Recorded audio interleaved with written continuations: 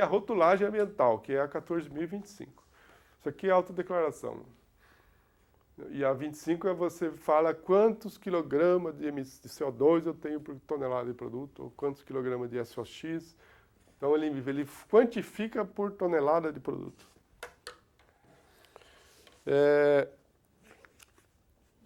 Para quem... Isso aqui está disponível no site do CRQ. Eu fiz 2 artigos para você ver.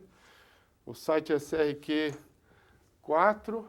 crq4.org.br, é o Conselho Regional de Química, né? E entra lá no informativo, tem os artigos sobre a CV que eu escrevi para comunicar mais para a classe dos químicos, como tem um pouco mais de detalhe, tem as referências bibliográficas, né?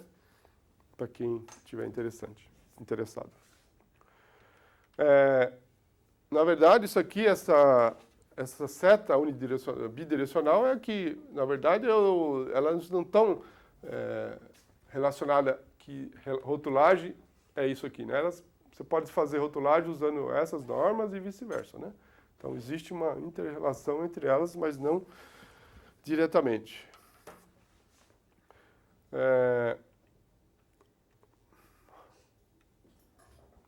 A partir do inventário, a gente chama de inventário, são os dados coletados para fazer o estudo. Você pode ter, ao longo do estudo, você pode obter várias informações. Então, essa é, digamos, uma ferramenta que permite você, a partir do inventário, a própria avaliação de inventário permite você identificar quantidades de matérias-primas e resíduos na coleta de dados dos seus fornecedores de insumos. Ao longo do estudo, você pode fazer um estudo de ecoeficiência e também associar com o que a gente chama de life cycle cost, custo, né, do ciclo de vida. Ao longo do ciclo de vida existe uma metodologia que se associa para cada uma daquelas entradas um custo. E, na verdade, o pessoal de contabilidade já faz isso indiretamente, né? Então, é só você associar depois o ACV com os custos de cada entrada, de cada sistema de produto. Existe, para algumas empresas, alguns setores, automobilístico, eletroeletrônico, importante saber toxicidade. Você, a partir dos dados de entrada, você consegue saber qual o nível de metais pesados ou aqueles materiais que estão na lista roxa lá da Europa, que chama Purple Book, sei lá, que é uma relação de 2.000 produtos que não podem entrar na Europa acima de determinadas concentrações. Então, a partir disso, você consegue saber qual é o nível, né, desses produtos químicos e os metais pesados para eletroeletrônico. Aqui você pode tirar um extrato, né, um extrato do estudo que vai dar a pegada de carbono. E você pode, a partir disso, fazer uma declaração. Então, aqui são as diferentes, a gente vai ver rapidamente essas categorias, mas aqui você tem o Global World Potencial, que é a mudança climática, eutrofização, formação de ozônio, água. São várias categorias que você tira do estudo, né? Nós estamos falando, pegada de carbono é só esse aqui, né? Mas ele permite você tirar várias categorias de impacto ao longo desse estudo. Então, você tem, ao longo do estudo, possibilidades de fazer extratos de informações e tirar essas declarações. Ou você fazer diretamente um estudo focado naquele objetivo, naquela declaração que você quer, né?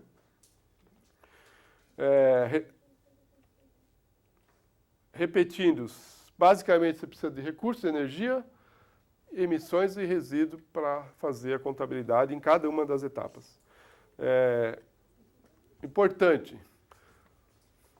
Baseado, qual é a nossa relação quantitativa? A gente chama de unidade funcional. Então, qualquer estudo, eu preciso definir a unidade funcional do meu estudo. Então, é em função de 1 tonelada de produto, 1 metro quadrado aplicado no substrato de uma tinta, ou 1 hectolitro de produto, uma unidade quantitativa, porque todas as entradas que eu for calcular é em função dessa referência.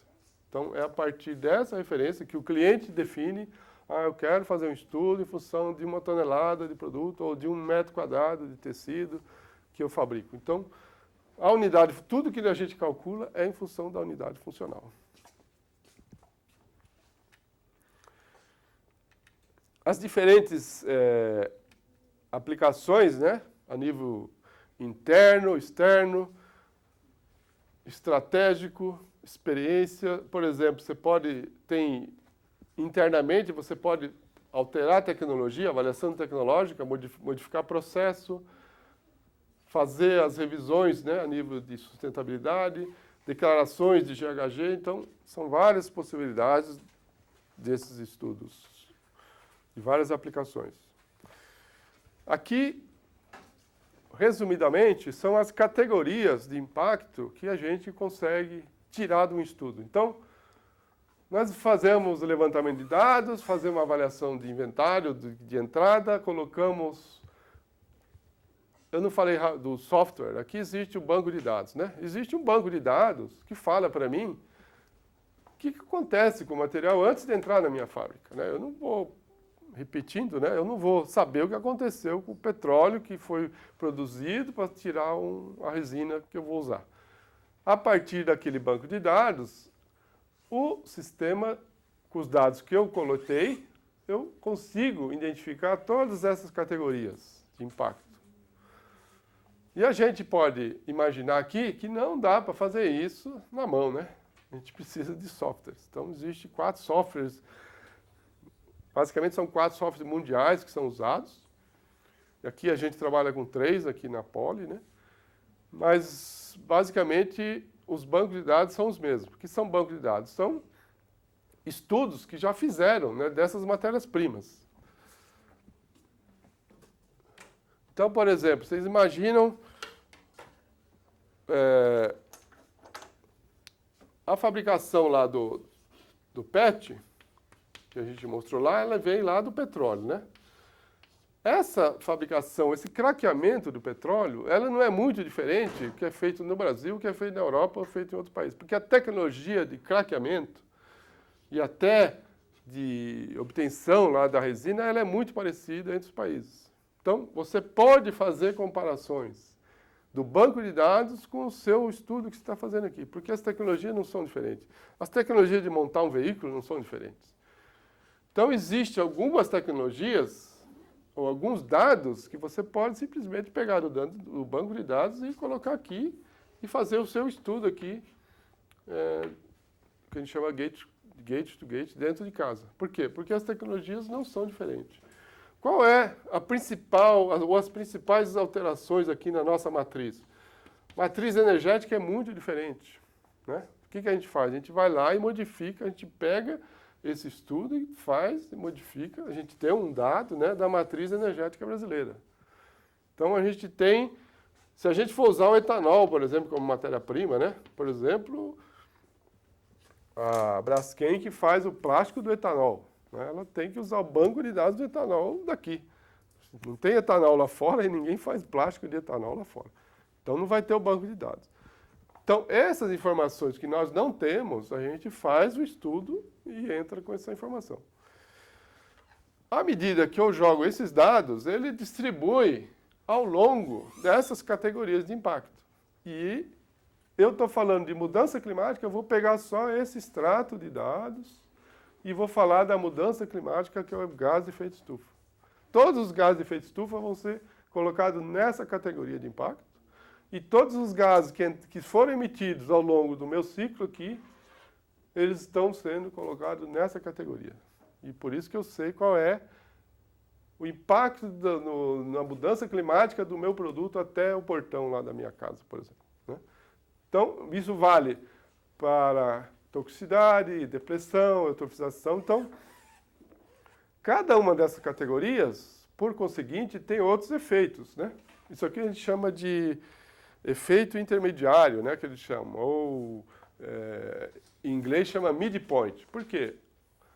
A mudança climática em si não é o efeito final, ele tem outras consequências, né? Então ele vai ter consequência lá no meio abiótico, você vai começar a ter alterações em locais que não pode plantar mais determinadas culturas em função do aquecimento, e, consequentemente, você vai ter mudança do meio natural por espécie. Então, são outras consequências que a gente não está medindo. A gente está medindo a emissão do gás de efeito estufa naquele ponto. As consequências não é a gente que vai falar, mas O que o pessoal está interessado também é saber é isso. Não tá, isso aqui estão estudando. O pessoal de biodiversidade está estudando, né? E tem gente fazendo as modificações genéticas em espécies para poder se adaptar a esse efeito aqui. E a gente está contribuindo com esse efeito. Então, o que o pessoal quer saber é quanto que o seu produto contribui com a mudança climática. Isso que existe em termos de quando você pede a pegada de carbono, é isso que a gente está falando. Isso vale para todas as outras. Nós estamos só fazendo a pegada de carbono. Nós que eu falo, o mercado, a bola da vez é pegada de carbono, mas vai vir a pegada hídrica, vai vir eutrofização, com certeza, né? Que eutrofização, o que é? É o aumento da concentração de fosfatos e sulfatos em rios e lagos, que diminui muito a oxigenação e, consequentemente, tem outras consequências. E isso é decorrente do nosso grande uso, né, de efluentes, né, não tratados. Tem o problema da toxicidade humana decorrente do plantio dos agroquímicos, né, que estão contaminando os rios. Então, vai existir, daqui a pouco, pegada para cada uma dessas. Então, o estudo de ACV permite você fazer, identificar quais são os impactos em várias dessas categorias.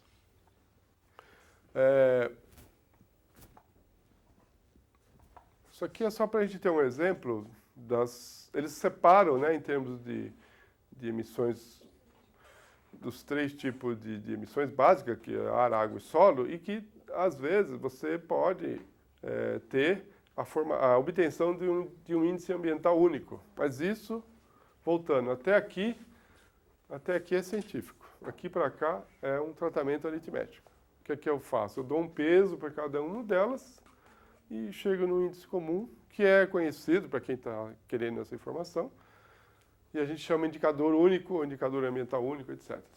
Porque, às vezes, você imagina, um aquecimento global, às vezes, em determinada região, ele, às vezes, tem um peso diferente de uma toxicidade humana. Então, por exemplo, alguns países dão muito ênfase em ecotoxicidade, que é a parte de toxicidade da água. Então, por exemplo, a Holanda, que não tem área, não tem terra, não tem... Então, é muito importante que as emissões para o solo sejam muito baixas. Então, ela dá um peso muito alto aqui, né, em relação a outros. Então, isso é o objetivo do estudo é definido. Mas o método, ele chega até aqui. Cientificamente, a gente sabe o que acontece, né, como é que se calcula CO2 equivalente de cada gás que saiu. Né? Existe uma conversão, e isso cientificamente é calculado. Existe... e, logicamente, esse sistema já traz. Você tem que escolher o método também, porque nem todos os métodos dão todas aquelas 15 categorias, né? Um método dá 4, 5, outro dá... Então, depende do que você quer de resultado. Aqui, só para lembrar, ao longo de todos esses dados de emissões, para a obtenção de gás de efeito estufa, eu só estou pegando um extrato do estudo. Só as emissões do ar, que foram para essa categoria de impacto, que deram esse resultado, e que é o gás de efeito estufa que eu estou querendo analisar. Tanto no slide anterior quanto nesse, aquelas categorias os elementos constituintes dos resultados da análise de inventário, eles têm uma métrica quantificável e mensurável. Tudo é métrico. Monetariamente, né? Ah, monetariamente tem, mas a gente não trabalhamos com isso, né? Mas é possível fazer. Existe esse mesmo software permite fazer permite fazer o life cycle costing em cada uma dessas atividades. E lógico que no final você vai ter o custo desse impacto ambiental, né? Exato. Em termos financeiros aí. Aqui tem alguns casos.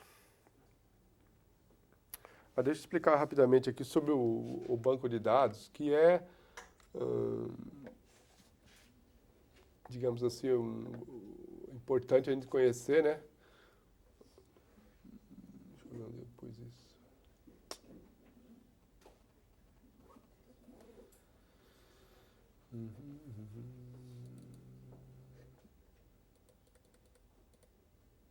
Bem, dá para entender por aqui. Olha, esse aqui é um exemplo. Acho que é interessante ter um exemplo de aplicação, né? O PET. Isso aqui é a cara do banco de dados, a cara do resultado que eu estou lá fazendo o estudo, né? Isso aqui foi um estudo feito há uns 3 anos atrás. Desculpa, está na forma... Então, na verdade, a gente está fazendo o quê? A gente quer comparar um PET, a fabricação de um PET com um PET reciclado. O virgem com PET reciclado.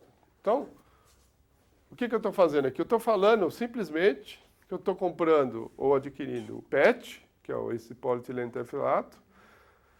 Estou injetando aqui essa quantidade. Desculpa, aqui tem um transporte, né? Aqui é o processo de injeção, né? Eu estou injetando 2 kg, que foi transportado por esse veículo, que consumiu esse diesel, e eu estou fazendo aqui a garrafa e estou gerando um resíduo, né? Tudo isso aqui me dá uma conta de emissão. E o outro processo eu estou usando 50%. O que aconteceu? Parte do PET aqui está entrando, na verdade antes era 2, está entrando 1, né? Estou usando 1 do virgem. E está entrando 1 do reciclado, que veio para cá, tal, reciclou, e estou entrando aqui mais 1 do reciclado. Então, a carga ambiental do virgem é esse azulzinho, né? Essa é a carga ambiental do virgem. E a carga ambiental do reciclado é o que saiu lá, alguém consumiu, reciclou, transportou, foi feito um tratamento, transportou de novo, foi feito pelletização, transportou, chegou de novo no meu processo. Claro que isso aí tem um impacto, né? Então, em termos de consumo de recursos naturais, eu tive, logicamente, uma redução de 50%, porque eu usei 50% a menos de PET virgem aqui. Usei uma parte de PET reciclado. Então, essa é a categoria de recursos naturais. Isso aqui é a contribuição do transporte que eu precisei fazer. Tá vendo? Truque, né? Essa contribuição do metano no transporte que eu tive que fazer para todo aquele processo de reciclagem. Então, na categoria de... Aqui está a carga ambiental do PET, né? E os 50% e o zero. Então, eu usei... No transporte, eu tive um aumento da emissão, né? Em função do diesel. E em termos de recursos naturais, eu tive uma diminuição. Você tem que avaliar se você está preocupado em diminuir o consumo de recursos naturais ou aumentar o efeito estufa. Porque existe um impacto lá da reciclagem. Todo aquele processo de transporte e limpeza gerou a emissão, que não foi menor do que o virgem, porque você teve, né, um adicional. Então, a avaliação de ciclo de vida permite você avaliar o que é mais importante para vocês, ou reduzir o consumo de matéria-prima, ou você pode manter a emissão e compensar por outra maneira.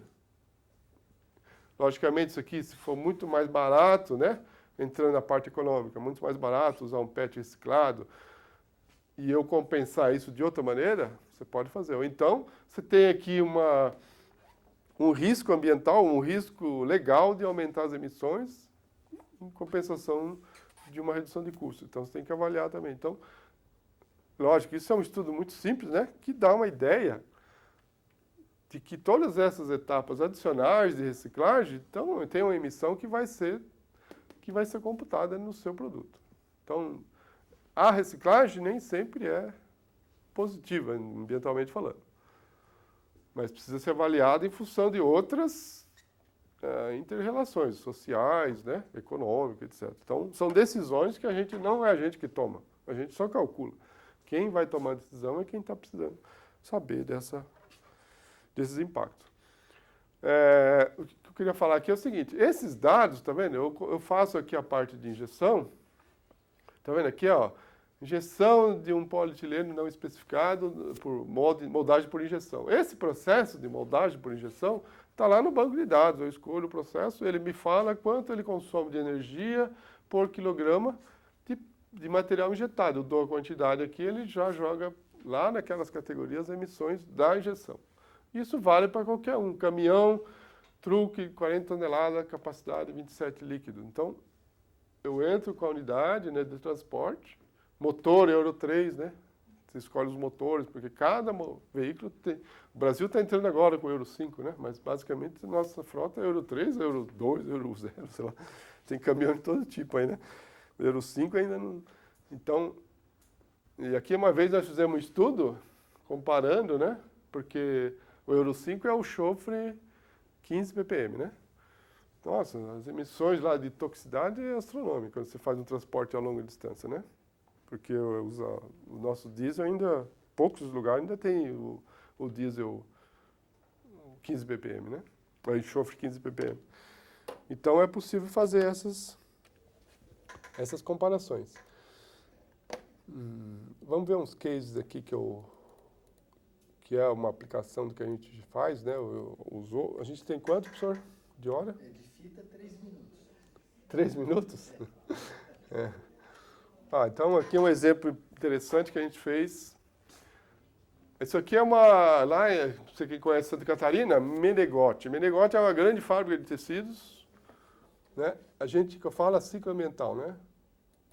A ciclo ambiental, ela não traz, por exemplo, ela faz os estudos, mas ela traz outras soluções ambientais. Não, por exemplo, esse fabricante, ele tinha uma geração de vapor a partir de óleo combustível. E a gente fez um estudo para ele, se ele mudar a matriz para madeira. É um local que tem disponibilidade de madeira, mais barata. Ele gastou lá um valor, não lembro exatamente quanto, para mudar a caldeira, né? E criar um pavilhão, um estoque de insumo de madeira, para ele ter ele manter, né, o estoque. Ele manteve a caldeira antiga aqui, por uma emergência, né? Mas aqui ele gastou, digamos, X, ele ganhou 5X de crédito de carbono. Ele reduziu as emissões de gás de efeito estufa, teve um lucro e reduziu a pegada do produto, né? O produto, o têxtil lá que sai com uma pegada de carbono menor. Agora, paralelamente, você pode optar, eu tenho uma área para ser recoberta, eu quero medir a minha pegada, eu posso usar uma cobertura de fotovoltaica e diminuir o meu consumo de energia, baixar o custo. E hoje você pode fazer a reversão, né? Vai entrar o sistema de Smart Grid e você vender energia para o mercado. Se você não tem energia, você vai poder comercializar essa energia. Então, a gente faz o estudo de impacto e identifica algumas possibilidades, né, de você diminuir em determinados ciclos, né, do seu produto ou da sua atividade as emissões. Que é um estudo comparativo de embalagens. A nossa referência é esse produto, a nossa referência era o produto B, né, que ele fazia. Ele fez um produto semelhante à embalagem para produto alimentício, né, que tem 4, 5 camadas de plástico, que é as sopas, esses materiais de embalagem que vai... E ele fez um material optativo com outro polímero. Esse optativo... Ele diminui, tá vendo? Esse aqui é o que gasta mais em relação ao ideal. Esse aqui gasta um pouco menos, ele gastava 27%, né? De material ele reduziu para 8%. Em termos de energia, ele diminuiu 200 e poucos por cento, porque ele mudou a matriz. E o ideal era esse aqui para ele, na verdade, né? Ele reduzir para 2 camadas, mas tecnologicamente é possível, mas ainda ele tinha que identificar um material que atendesse... Isso aqui foi um experimento feito em fábrica, né? Mas ele precisa atender o desempenho do produto. Então, um produto, para você comparar com outro, ele tem que atender uma norma de desempenho. Você não pode comparar uma embalagem A com B se as duas embalagens não têm a mesma aplicação, né? A CV obriga-se a fazer isso. Então, na verdade, ele está partindo para o produto A, que tem uma redução relativamente, né, em termos de energia, impacto e material, e desenvolvendo um produto C que vai diminuir mais uma camada. Então, isso aqui dá uma perspectiva muito grande para você investir numa direção, né? Pesquisa de material, mudança de matriz energética. Mas a gente tem algumas a gente não sabe, às vezes, as decisões. A gente entrega o estudo e a gente não fica sabendo do que foi decidido, muitas vezes. É muita informação para...